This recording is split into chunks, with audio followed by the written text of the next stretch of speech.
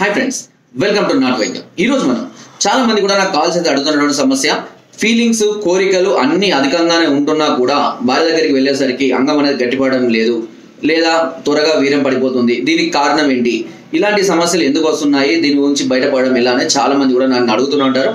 So చాలా మందిలో కూడా ఈ సమస్య ఉంది కూడా. వాస్తవానికి కొంత గ్యాప్ తర్వాత, అంటే ఒక రోజు 2 రోజులు భార్యతో కలిసిన తర్వాత సహజంగా ఫీలింగ్స్ కోరికలు అంటే కలుగుతూ ఉంటాయి. కానీ తీరా వెళ్ళే టైంకి బలం అనేది సరిపోకనా, లేదంటే పటుత్వం అనేది లేకనో, గట్టిపడక ఇలా ఇబ్బంది పడుతుంది. దీనికి చాలా రకాల కారణాలు ఉన్నాయి.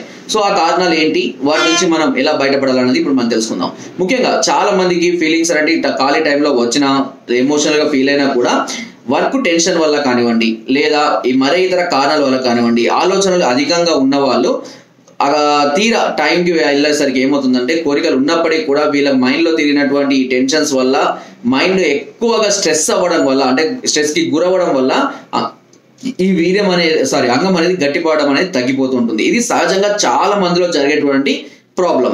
అంతేకాకుండా కొంతమందిలో ఏమవుతుందంటే, హస్తప్రయోగాలు లాంటి అధికంగా చేయడం వల్ల అంగం మీద ఉన్న నరాలలో పటుత్వం తగ్గిపోయి బ్లడ్ సర్క్యులేషన్ కూడా తగ్గిపోవడం వల్ల ఫీలింగ్స్ అనేది మైండ్ సంబంధించినవి కాబట్టి అక్కడ ఫీలింగ్స్ కలిగిన అంగం అనేది స్తంభించగా ఇబ్బంది పడుతుంటారు.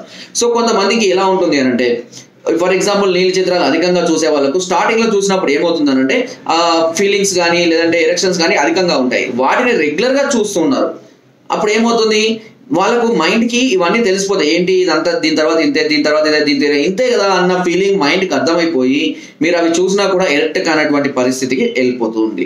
అదే విధంగా ఎప్పుడైనా సరే భార్యతో కలిసేటప్పుడు రోజు రెగ్యులర్ గా రొటీన్ గా చేసే వాళ్ళలో ఇదే రొటీన్ అని మైండ్ ఎప్పుడైతే ఫిక్స్ గా అవుతుందో, ఇదే కదా నెక్స్ట్ చేసేది, తర్వాత ఇదే కదా, అంతే కదా అని ఫిక్స్ అవుతుందో, ఎప్పుడు కొత్తదనం లేకుండా ఉంటుందో, మీ మైండ్ పాతపడిపోయి ఉంటుందో, ఆటోమేటిక్ గా ఇలాంటి ఫీలింగ్స్ అంటే అక్కడికి వెళ్ళిన తర్వాత హార్మోన్స్ అంటే సరిగ్గా రిలీజ్ కాకనో, లేదంటే మూడ్ ఆఫ్ వల్లనో, లేదా మీ మైండ్ యొక్క నెగిటివ్ థాట్స్ వలనో మళ్ళీ గట్టిపడడం అనేది తగ్గిపోతూ ఉంటుంది. సో ఎప్పుడు కూడా కొత్తగా ఆలోచించడం, కొత్తదనాన్ని వెతుక్కోవడం వల్లనే, అందుకే చాలా మంది మీకు తెలుసో తెలియదో కొంత గ్యాప్ దొరికితే చాలు అవుట్కి వెళ్ళిపోవడం, అవుట్ సైడ్కి వెళ్ళిపోవడము, లాంగ్ టూర్కి వెళ్ళిపోవడము, లాంగ్ డ్రైవ్కి వెళ్ళడము, లేదంటే ఏదైనా టూర్కి వెళ్ళడం అనేది ప్లాన్ చేసుకుంటారు. సో దానికి రీజన్ అదే కూడా. ఎందుకంటే కొంత ప్రదేశం అనేది చేంజ్ అయినా, కొన్ని పొజిషన్స్ అనేది చేంజ్ అవ్వడం వల్ల అనేది మైండ్ అనేది మళ్ళీ ఎక్కువగా ఫ్రెష్ గా ఫీల్ అవుతూ ఉంటుంది. సో దాని వల్లనే చాలా మంది అలా అవుతారు. అందుకనే ఈ టూర్స్ అటు ఇటు అనేది ఎక్కువగా పెట్టుకుంటూ ఉంటారు. ఇయర్లీ 2-3 టైమ్స్ అట్లా పెట్టుకుంటూ ఉంటారు. సో ఎప్పుడైనా సరే మీరు కూడా ఇలాగే బోర్ ఉన్నప్పుడు బయటికి వెళ్ళడాలు, లేదా కొత్తగా ఆలోచించడాలు, కొత్తగా ట్రై చేయడాలు, కొత్త భంగిమలో చేయడాలు, ఇలాంటి ద్వారా మనసు అంటే ఈ మైండ్ అనేది మళ్ళీ తిరిగి కొంత యాక్టివేట్ అవ్వడానికి, కొత్త ఆలోచనలు కలగడానికి మైండ్ ఇంట్రెస్ట్ అనేది చూపిస్తుంటుంది. ఎప్పుడు రొటీన్ గా వెళ్ళేది, రొటీన్ గా చూసేది, రొటీన్ గా చేసేది ఎప్పుడు కూడా మైండ్ పెద్దగా రియాక్ట్ అనేది అవ్వదు. సో ఇదే కారణం వల్ల చాలా మంది కూడా ఫెయిల్ అవ్వడం జరుగుతుంది. అండ్ ప్రీమెచ్యూర్ ఎజాకులేషన్ ఎందుకు అవుతుందంటే, ఎక్సైట్మెంట్ వల్ల, టెన్షన్స్ వల్ల, ఓవర్ థింకింగ్ చేసుకోవడం, ఓవర్ రొమాన్స్ చేయడం, ఇట్లాంటి కారణాల వల్ల ప్రీమెచ్యూర్ ఎజాకులేషన్ లాంటి, అంటే త్వరగా వీర్యం పడిపోవడం లాంటివి జరిగే అవకాశం ఉంటుంది. కాబట్టి కేవలము శారీరకంగా దృఢంగా ఉన్నా, లేదా ఆలోచనలు అధికంగా ఉన్నా అంగం గట్టిపడాలనే గ్యారంటీ లేదు. ఎందుకంటే ఇది కంప్లీట్ గా మైండ్ సెట్ మీద డిపెండ్ అయి ఉంటుంది. మీరు మైండ్ ని ఎంత మంచిగా, యాక్టివ్ గా, ఫ్రెష్ గా, కొత్త ఫీలింగ్స్ తో ఉంచుకోగలుగుతారో అప్పుడే మాత్రమే ఇలాంటివి సాధ్యం అవుతాయి. కాబట్టి రొటీన్ గా ఉన్నదాన్ని కొంత డిఫరెంట్ గా చేంజ్ చేసుకునే ప్రయత్నం చేసినట్లయితే తప్పకుండా ఈ సమస్య నుంచి మీరు బయటపడే అవకాశం ఉంటుంది.